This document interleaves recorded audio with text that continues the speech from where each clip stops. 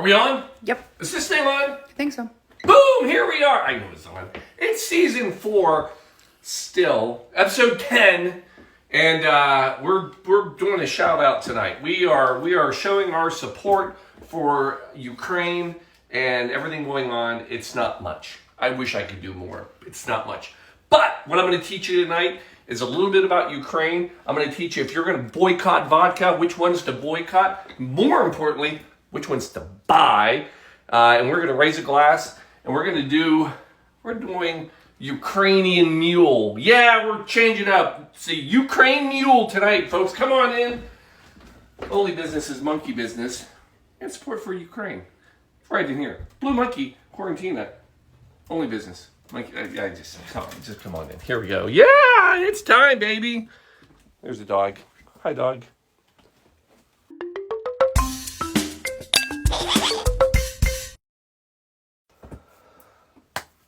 So here we are. Good to be here. It's a Sunday. Season 4, episode 10, if I haven't said that enough. Have I said it enough, Shelby? One more time. Season 4, episode 10. Okay. I think we're good now. Welcome, everyone. Now, I will tell you, every week we have to come up with a drink. We have to come up with a cocktail. And I decided, in the midst of everything going on, that we were going to do a nod, some sign of support for Ukraine. And again, this isn't much, I know, but I want to recognize. So that's what we're doing. So we are going to recognize Ukraine tonight. Fly the colors, baby. Flying the colors. Boom. There we go. We stand with Ukraine. Anyway, so first of all, I'm going to share a little thing. Because some things I've learned. Because I will tell you, when news hit and everybody started saying Kyiv, I was like, I used to say Kiev. And then I learned. So 1991 is when Ukraine gained its independence. Shortly thereafter, in 1995, Ukraine actually changed the spelling of their capital city of Kyiv from K-I-E-V, which is the way it used to be. This was the Russian spelling and Russian version. And they changed it to K-Y-I-V, which reflects the Ukrainian language. And so that happened in 1995. And the K-Y-I-V pronounced, and I've been listening to videos. None of us can say it right. But Kiev is the closer pronunciation versus Kiev, which is the Russian, which obviously nobody wants to share that anymore. So now you know how to say Kiev. And I will tell you this is all very recent. It wasn't until 2019, Shelby, you ready for this? It was 2019 before the U.S. actually finally also recognized and started changing the way they spell it as K-Y-I-V. So this is all very recent, but here we are. Now we know a little more about Ukraine and Kyiv. Now, everybody's dumping out their vodka, right? Everybody is boycotting Russian vodka. I love it. I think it's great. I think it's wonderful. Let's boycott it. However, let's make sure we know what we're boycotting and what we're not boycotting. So there are basically about 4 main Russian vodkas out there that I, for one, will not purchase, and we're going to stay away from them. The most common is Russian Standard. That's probably the largest export of Russian vodka into the U.S. that's out there. And you saw people dumping it in the streets.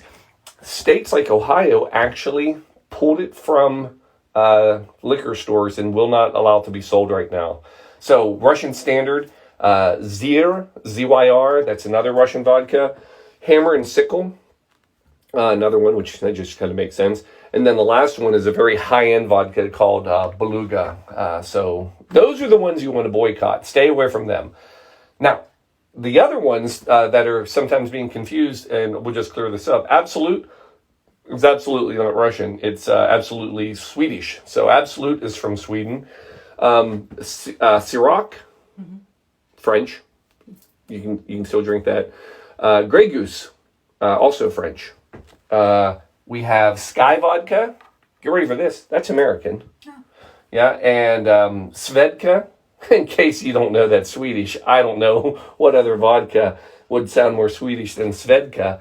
And then here's the one that's really having a lot of trouble, Stoli. So Stoli is actually not a Russian vodka. So it was originally made, so the owner of that, I can't remember his last name, Ziensky. Anyway, he actually deported, or was exiled, exiled from Russia over 20 years ago. And it is, Stoli is not made in Russia anymore. It's made in Latvia. So anyway, and then the other one that people think is a Russian vodka is Smirnoff. And Smirnoff is going to be a little part of our story tonight. Smirnoff is absolutely not made in Russia. It is actually made here in America. And it brings us to our cocktail of the evening, the Ukraine Mule. Yes, Paul, you mean the Moscow Mule? Yet, no, we're not doing Russian. We're doing Ukraine Mule, and we're changing it in support of Ukraine. And just as a reminder of where this cocktail came from, this was that kind of every Kismet story. It started in California in 1941.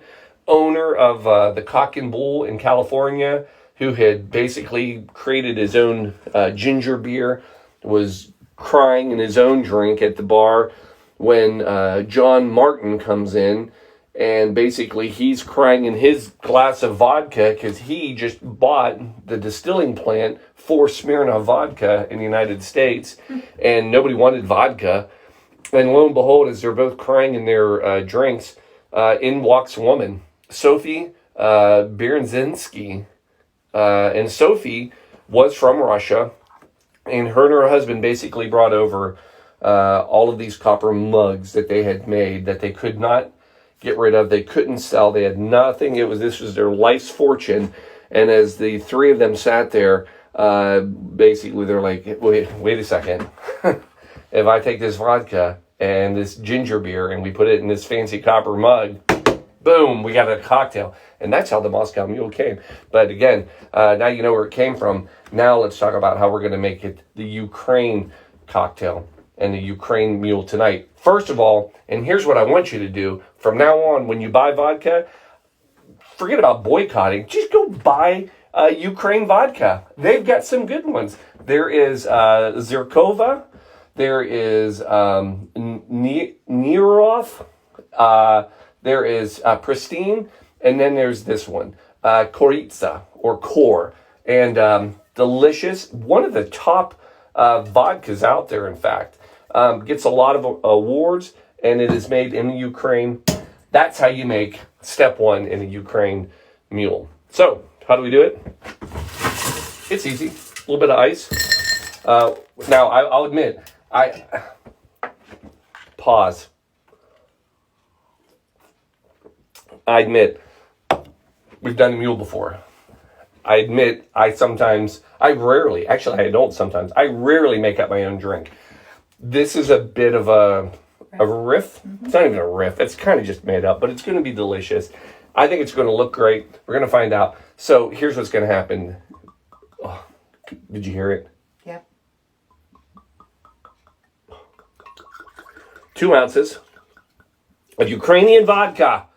Step one. You know what? I mean, hold on. Ready? It's really all you need. Let's just drink this. All right. Step one. Step two, a little bit of lime juice. This is the original recipe. You want about half an ounce per. So we're doing 2 here, in case you, for some reason, lost track of how many cocktails we make every time on this show. Checking, these limes seem a little dense, so I think I'm going to do a little. So, about a half an ounce. We'll just, for good measure, do this.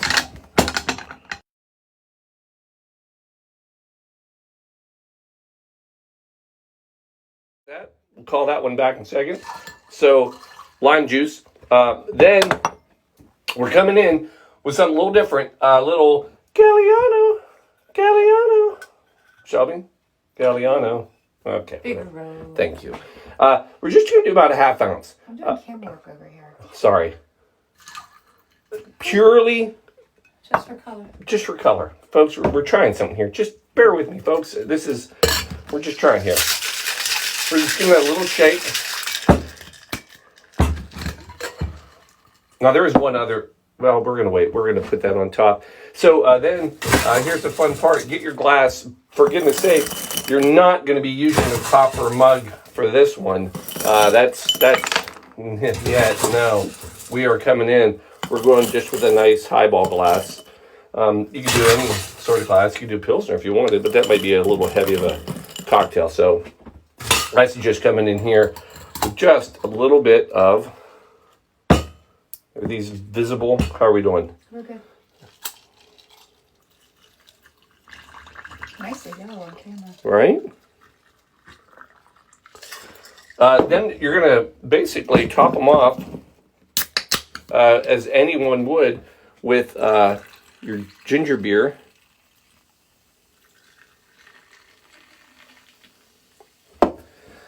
And then we're not done. We got two more things at least. We're gonna actually, if we're gonna do it, let's do it right. Get yourself a bar spoon, and we're gonna just a little.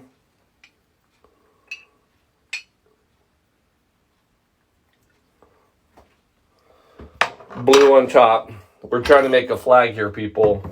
It's kind of bleeding. Get blood. It bled. It's okay. Our hearts are bleeding. Our hearts are bleeding too.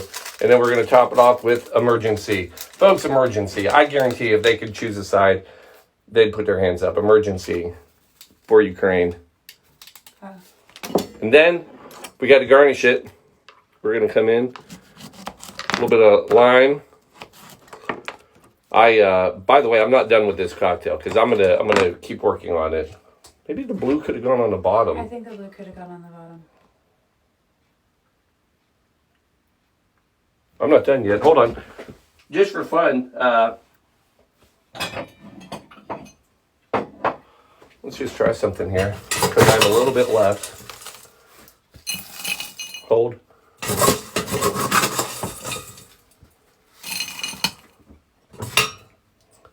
Let's just for fun.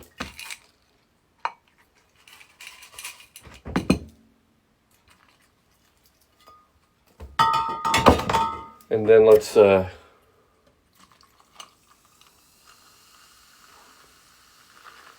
on the bottom, right? And then let's